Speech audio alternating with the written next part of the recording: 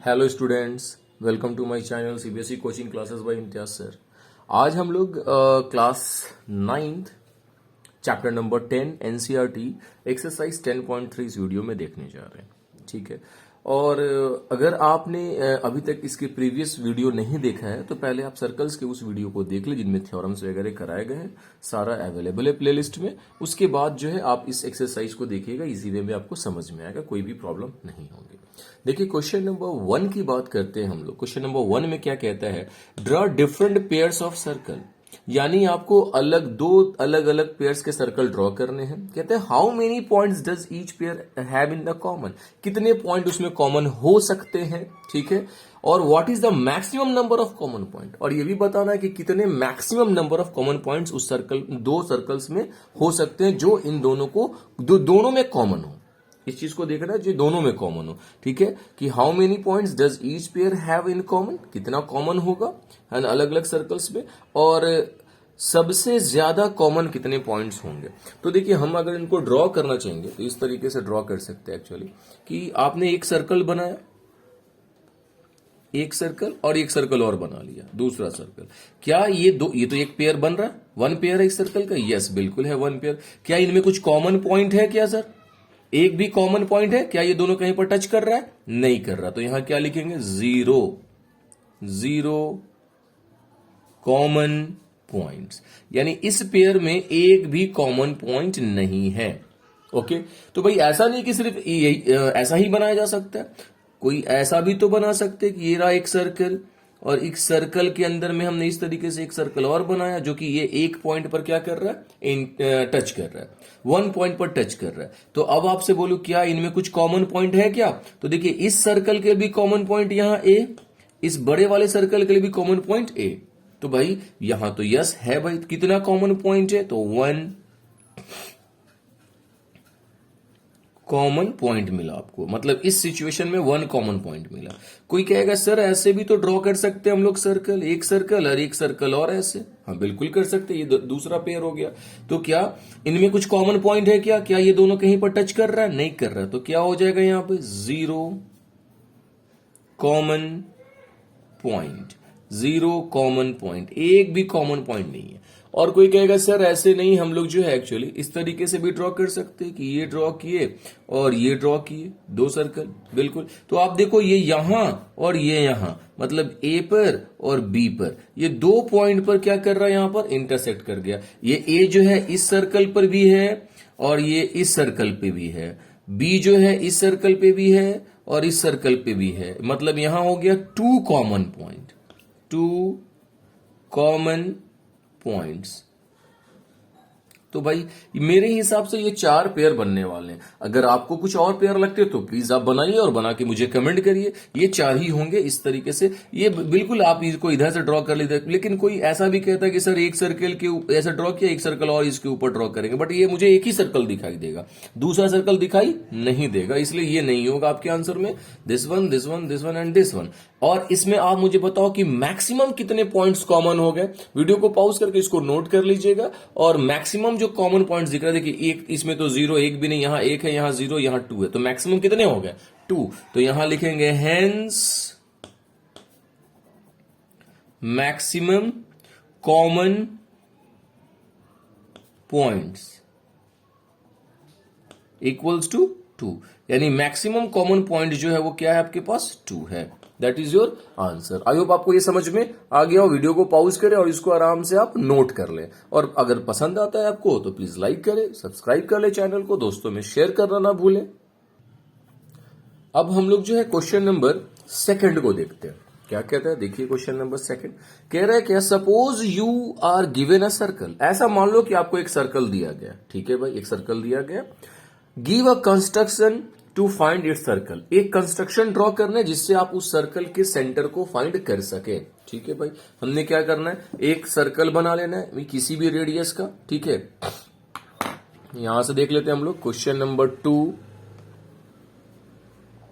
Question number 2, एक circle बना लें, किसी भी रेडियस का एक सर्कल बना लेंगे हम लोग।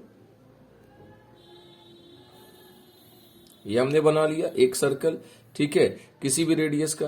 अब आपने करना क्या है कि इसका सेंटर डिफाइन करना है। तो इसके सेंटर को हम लोग कैसे डिफाइन करने, भाई कंस्ट्रक्शन करना है सर्कल सेंटर डिफाइन करने के लिए। तो हमने क्या करना है पहले कि भाई कॉर्ड ड्रॉ करना है। ऐसे मैंने एक कॉर्ड यहां से ड्रॉ कर लिया, एक कॉर्ड ड्रॉ कर लिया, इसका नाम दे देते हैं ए बी। ये हो गया आपका एक कॉर्ड।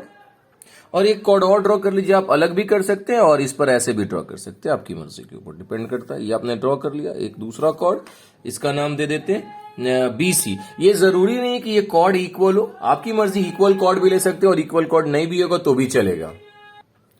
और इसके बाद जो है हमें ए बी का परपेंडिकुलर बाइसेक्टर ड्रॉ करना। कैसे करते हैं, मोर देन हाफ लाइन लेके यहां काट लेंगे और इस तरफ काट लेंगे, फिर यहां रखेंगे, इसको कंपास को छोटा बड़ा नहीं करेंगे, इसके आर्क को सेम लेंथ में रहेंगे, ऐसे काट लेंगे।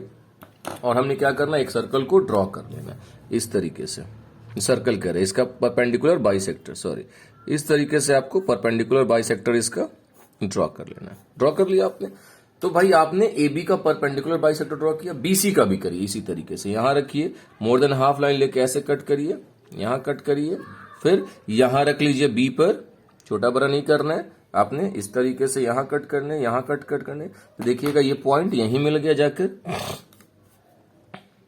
इस तरीके से क्या करने आपको, ड्रॉ करने परपेंडिकुलर बाइसेक्टर। देखिए ये जहां इंटरसेक्ट कर गया दैट इज द सेंटर। यानी आपने क्या किया, यहां पर आपने कंस्ट्रक्शन फाइंड कर लिया, एक सर्कल आपको मिला हुआ था तो इस तरीके से आप क्या कर सकते हैं, सेंटर को फाइंड कर सकते हैं। तो आई होप आपको ये समझ में आ गया हो। वीडियो को पॉज करें और उसको क्या कर ले, आप नोट कर लें। इसके बाद हम लोग क्वेश्चन नंबर 3 की तरफ चलेंगे। एक क्वेश्चन नंबर 3 क्या कह रहा है, देख लीजिए आप। देखिए कहता है if two circles intersect at 2 point, यानी दो सर्कल जो है वो 2 पॉइंट पर इंटरसेक्ट करता है, ठीक है भाई। Prove that their centres lies on the perpendicular bisector of the common chord. उसके जो सेंटर हैं, जब सेंटर को सेंटर से मिलाइएगा तो जो कॉमन कॉर्ड है ना उसको वो क्या करता है, परपेंडिकुलर बाइसेक्ट करता है। That is the question. मैं फिर से आपको बताता हूं, क्वेश्चन फिर समझ में आएगा आपको। देखिए क्या कह रहा है क्वेश्चन में।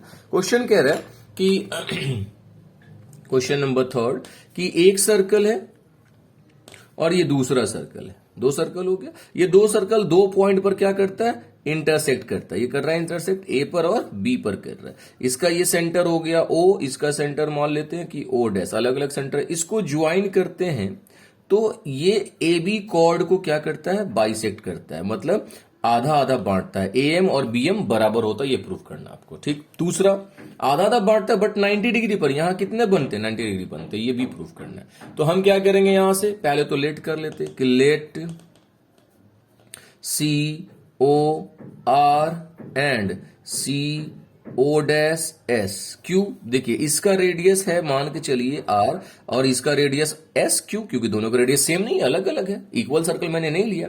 तो let C O R and C O dash S are 2 circles, ठीक है, 2 सर्कल है इसमें, बिल्कुल भाई। इन विच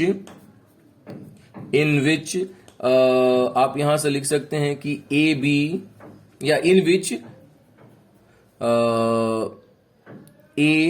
दे इंटरसेक्ट, ये लिख लिया, they intersect at 2 points A and B. यानी ये दोनों ए और बी पर क्या करते हैं, इंटरसेक्ट करते हैं, जिसकी वजह से ए बी क्या हो जाएगा इसका, A B is a common chord. A B जो है इसका क्या है, कॉमन कॉर्ड है। तो आपको क्या प्रूव करना है एक्चुअली, टू प्रूव, जो प्रूव करना है आप लिखिएगा O dash is perpendicular bisector of A B. A B का क्या है, वो परपेंडिकुलर बाइसेक्टर है, ये आपको प्रूव करना है। यानी आप ऐसा कह सकते हैं कि दैट मीन्स ए एम जो है ये बराबर होगा किसके, बी एम के, and angle A M O is equals to angle B M O is equals to 90 degree. ये आपको शो कर, क्लियर है, ये प्रूफ करना है। तो हम लोग क्या करते, देखिए अब पहले तो कंस्ट्रक्शन कर लेते। कंस्ट्रक्शन में क्या करेंगे, मैंने इनको ज्वाइन किया, इनको भी ज्वाइन कर लेते हैं, ओ को बी से और ओ डैश को बी से ज्वाइन कर लेंगे। तो हम यहां से क्या लिखेंगे, कंस्ट्रक्शन, देखिए कंस्ट्रक्शन में हमने क्या लिखना है, join O A comma O B comma O dash A and O dash B, आपने ज्वाइन कर लिया। इसके बाद क्या करेंगे हम लोग, प्रूफ में आते हैं। प्रूफ में मुझे दो ट्रायंगल आपको दिख रहा होगा, हम इन दो ट्रायंगल में आते हैं। कौन, एक ऊपर में देखिए यहां से O A O dash O B O dash, ये दो ट्रायंगल आ रहा है, इन दोनों में आएंगे, दोनों को कॉन्ग्रुएंस करेंगे हम लोग, ठीक है। तो इन triangle O A O dash and O B O dash, इन दोनों में हम लोग आ जाते हैं।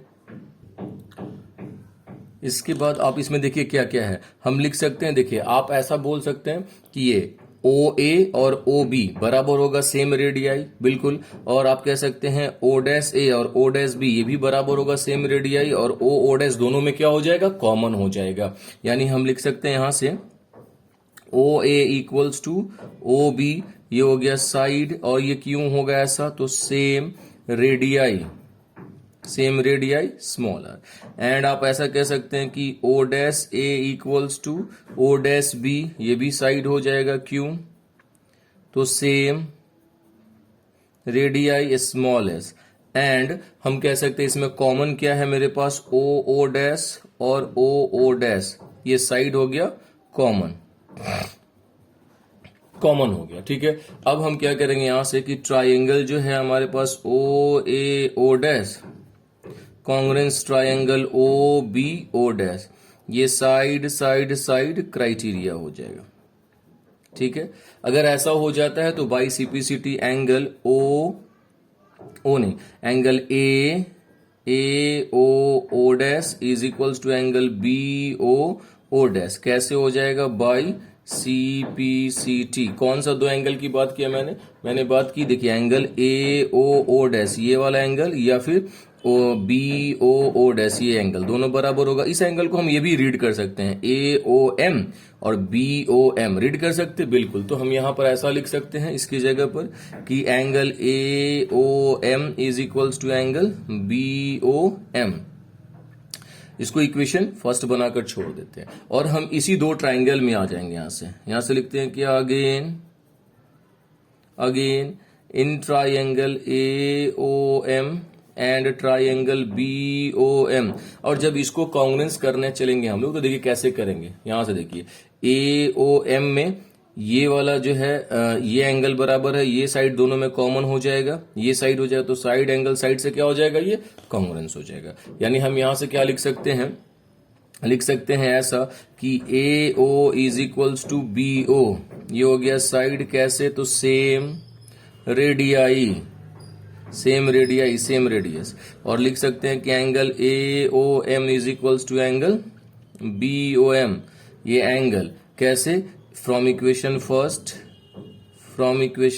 फर्स्ट। एंड हम कह सकते हैं कि O M is equals to O M, ये हो गया साइड, कैसे, ये है कॉमन, दोनों में ये कॉमन है एक्चुअली, ठीक है, दोनों में कॉमन है। तो हम लिख सकते हैं कि triangle A O M congruence triangle B O M कैसे होगा, साइड एंगल साइड क्राइटेरिया से हो जाएगा, ठीक है, क्राइटेरिया से हो जाएगा। इसका ये मतलब है कि हम कह सकते हैं कि ए एम बराबर बी एम हो जाएगा, कैसे, तो बाई सीपीसीटी। चलिए एक चीज तो आ गया। एंड हम ऐसा लिख सकते हैं angle A M O is equals to angle B M O, और इसको आप क्या लेट कर लीजिए, एक्स, क्योंकि ये दोनों बराबर है। हम यहां से एक लाइन लिख सकते हैं, सिंस ए एम बी, कौन सा ए एम बी की बात कर रहे हैं हम लोग, इसकी बात कर रहे हैं, ए एम बी ये वाला एक स्ट्रेट लाइन है, हम लिख सकते हैं since A M B is a